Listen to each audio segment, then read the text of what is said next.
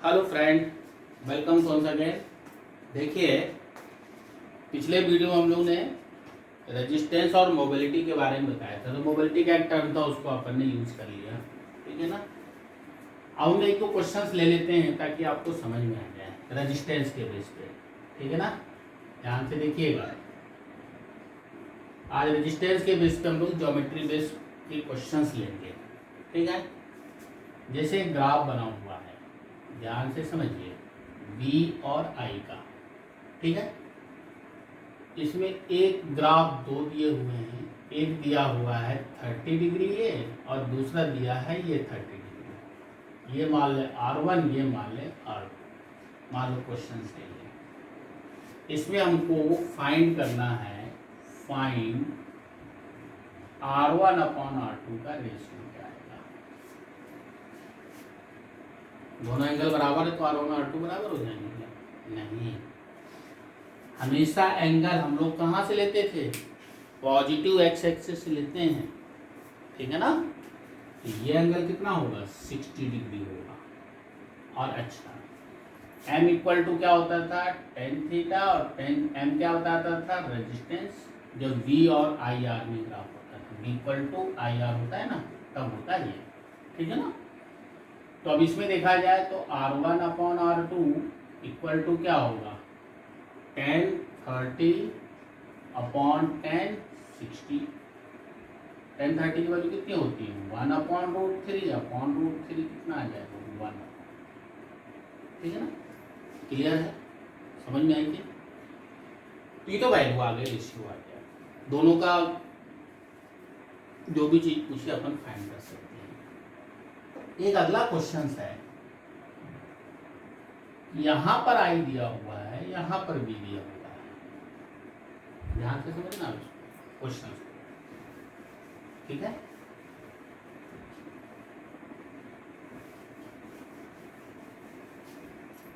ऐसे दिया हुआ है,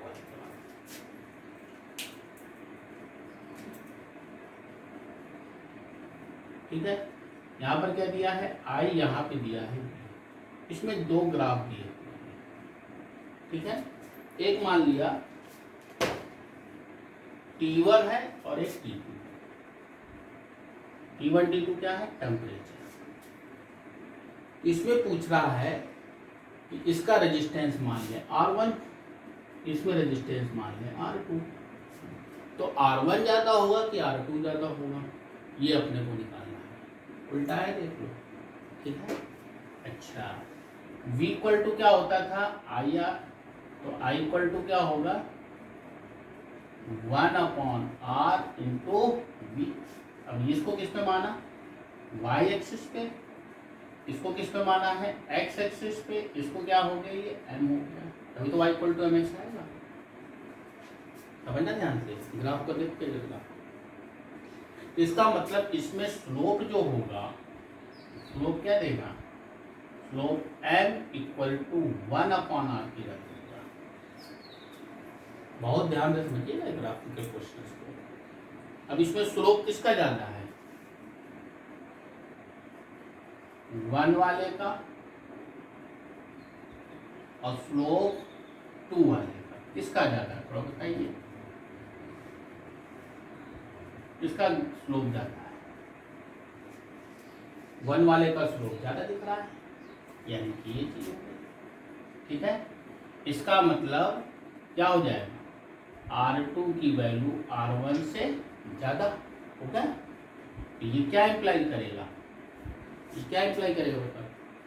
कि T2 की वैल्यू T1 से ज्यादा होगी कि ज्यादा होगी? जब R2 ज्यादा है तो टेम्परेचर भी ज्यादा है। इसका मतलब ये वाला टेम्परेचर ज्यादा होगा, ये वाला टेम्परेचर कम होगा, ठीक है। दो क्वेश्चन आपको बता दें ग्राफिकल, IV और VI के, उसके हिसाब से। अब हम लोग आगे बढ़ेंगे ज्योमेट्री बेस्ड क्वेश्चंस पे, ठीक है। इसको नोट करिए, फिर आगे थोड़ी बताते हैं।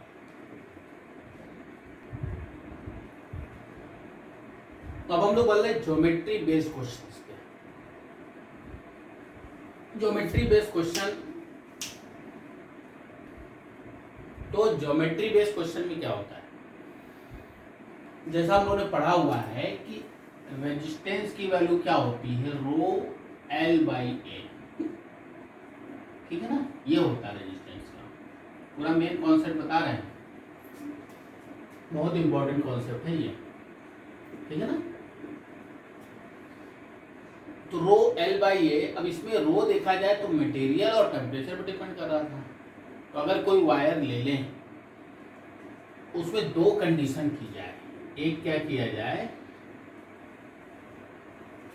कट किया जाए। क्या किया जाए, कट कर दें। दूसरा हो गया स्ट्रेच करना।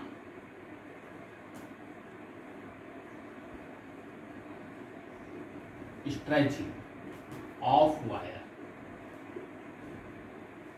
तो अगर कट करेंगे, जैसे मान लो आर प्रोपोर्शनल यहाँ पे क्या हो गया, एल के हो गया। अगर लेंथ को मान लो किसी वायर को दो पार्ट में कट कर देंगे, तो इसमें एरिया तो चेंज होगा नहीं, ठीक है ना। तो कहने हो तो अगर लेंथ आधी हो जाएगी तो रेजिस्टेंस भी क्या हो जाएगा, आधा हो जाएगा, ठीक है। तो इफ कह सकते हैं, क्या कहा जा सकता है भाई, कि if a wire is cut into N equal part,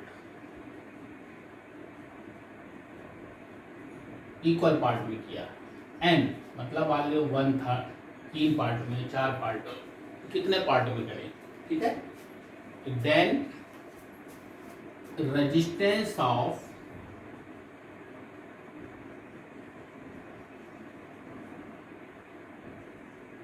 each part, हर पार्ट का, ईच पार्ट विल बी कितना हो जाएगा, R dash equal to R by N. Simply है। ये क्या हो गया, न्यू रेजिस्टेंस, जो अपने को निकालने का है ना। और ये वाला ओरिजिनल रेजिस्टेंस। समझ में आ रहा है कि नहीं आ रहा बेटा, कि जैसे मान लो किसी का रेजिस्टेंस मान लो 16 ओम दिया है और उसको 4 पार्ट कर दिया, तो हर पार्ट में कितना हो जाएगा, 16/4 यानी कि 4 ओम हो जाएगा, ठीक है। ये तो कटिंग वाले पार्ट में तो समझ में आ जाता है।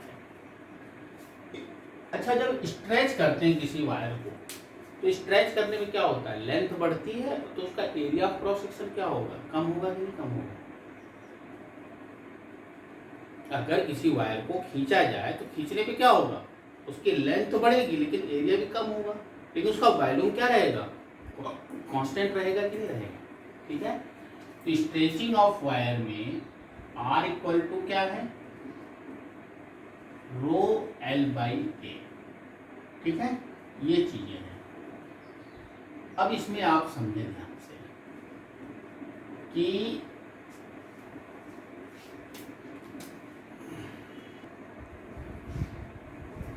अब इसमें देखा, वही बताया ना आपको कि वॉल्यूम क्या रहेगा, कांस्टेंट रहेगा, ठीक है ना। अब यहाँ पे ध्यान से देखो, R equal to rho L by A है, ठीक है। इसमें ऊपर नीचे L का मल्टीप्लाई कर दे, ठीक है। जब ऊपर नीचे मल्टीप्लाई करेंगे तो ये क्या हो जाएगा, वॉल्यूम हो गया। तो इसको क्या लिख सकते हैं, R equal to rho L square upon volume. ध्यान से समझ में आ रहा है कि नहीं आ रहा बेटा, ठीक है। सिमिलर वे में अगर हम लोग आर एल बाई ए लिखा है, ऊपर नीचे ए का मल्टीप्लाई कर, तब ऊपर क्या हो गया, ये वॉल्यूम हो गया। तो क्या लिखा जा सकता है इसको, R equal to rho volume upon A square. समझ में आ रहा है कि नहीं आ रहा बेटा, यहाँ समझ में आई चीज नहीं आई, कि अब रेजिस्टेंस अगर यहाँ पे देखो तो रो तो कांस्टेंट है, उसी वायर का है, वॉल्यूम भी क्या रहेगा, कांस्टेंट, क्योंकि लेंथ बढ़ेगा तो एरिया भी क्या होगा, कम होगा। तो अगर इसमें देखा जाए, therefore R proportionally L square, पहली चीज तो ये मिली। यहाँ पर अगर देखा जाए तो R proportionally 1 upon A square, लेकिन इस दोनों कंडीशन किस में है? स्ट्रेचिंग ऑफ वायर, जब वायर को स्ट्रेच किया जाएगा तभी है। अब यहाँ पर एल के प्रोपोर्शनल में नहीं है, बल्कि एल स्क्वायर किया है। समझ में आ रहा है कि नहीं आ रहा? यहाँ पर अब जब वायर को खींचेंगे तो खींचने पे क्या होगा? एरिया कम ही होना है। जब एरिया कम होगा तो रेजिस्टेंस क्या होगा? नेचुरली बढ़ेगा, क्योंकि एरिया कम होगा तो आर बढ़ना ही है। अच्छा, एरिया इक्वल टू क्या होता है? पाई आर स्क्वायर होता है, होता ही नहीं होता? इसलिए रख सकते हैं तो R proportionally 1/a², proportionally 1/r की पावर 4। ये अपने पास रिलेशन मिला, ठीक है ना? इसमें क्या मिला? लेंथ के। तो कह सकते हैं कि एरिया के स्क्वायर के और रेडियस के 4th पावर के इनवर्सली प्रोपोर्शनल होगा। बहुत ही इंपॉर्टेंट चीजें है ये, ध्यान रखिएगा, ठीक है? इसको नोट करिए, फिर इसके आगे हम लोग थोड़े से पॉइंट्स और देखते हैं।